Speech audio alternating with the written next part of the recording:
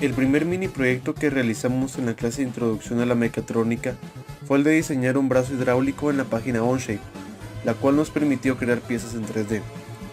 Por medio de las facetas Part Studio y Assembly, donde se editó y diseñó pieza por pieza nuestro diseño. En la parte de Part Studio se editaban las dimensiones de cada pieza en el Sketch, en donde le podíamos dar forma, tamaño y algunos detalles en las orillas de las piezas que ahí se creaban. Ya en el Assembly se juntaban estas piezas y les dábamos el movimiento por medio de mates que en la vida real tendrían que tener, como por ejemplo el Revolute, el cual le permitía a la pieza girar sobre su propio eje, o también un Fasten, el cual nos servía para unir una pieza con otra. Al finalizar algunas piezas del diseño, se imprimieron en una impresora 3D y otras se cortaron en una cortadora láser, en material MDF. El diseño final constaba de, además del diseño, 4 jeringas, una para un tipo de movimiento hidráulico del brazo.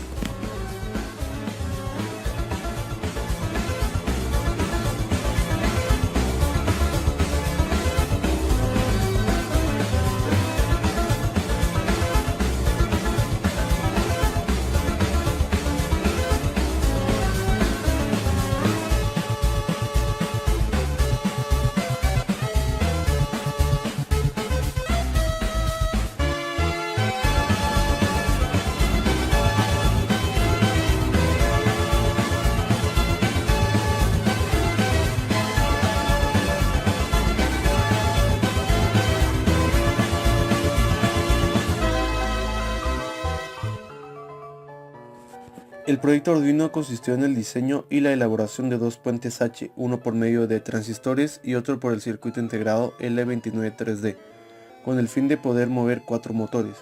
Para ello se integró la plataforma Arduino para así poder controlar cada uno de estos circuitos, así como también variar la velocidad del motor y su dirección.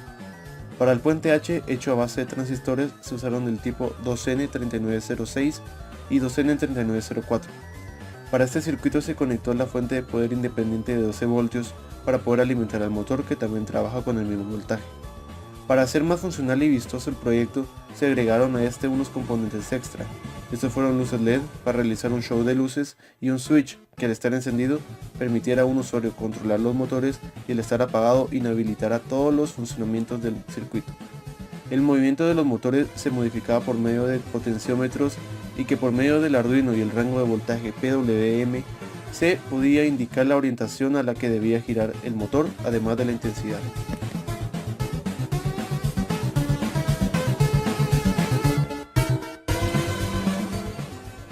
Pasemos a hablar ahora entonces de la fabricación de PCBs, o Printed Circuit Board en inglés. Para este proyecto fue necesario que cada integrante fabricara su propio PCB. Primeramente se necesitó imprimir un circuito que funcionaría para controlar 4 motores DC.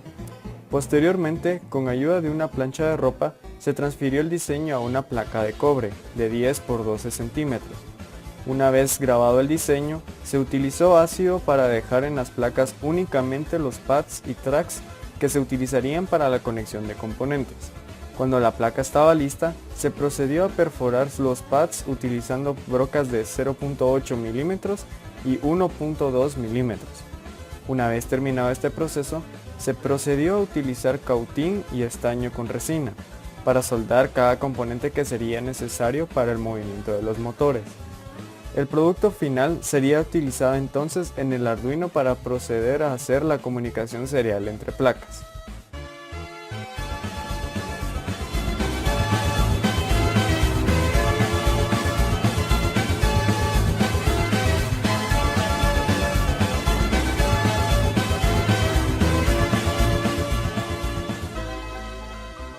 Para finalizar el trabajo realizado en clase, se buscó combinar todos los proyectos anteriores en uno definitivo, el cual se basó en la comunicación entre 2 placas para controlar los motores que moverían de forma remota los motores DC.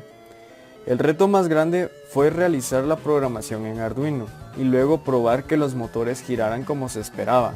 A través de mucho esfuerzo pudimos escribir el código de la placa maestra que enviaba una lista de 4 bytes a la placa esclava, además del código para que la placa receptora analizara cada señal y la enviara a los motores según la posición de su potenciómetro correspondiente. El problema que tuvimos fue que aún con la programación correcta, los motores no giraban con la fuente de 12 voltios.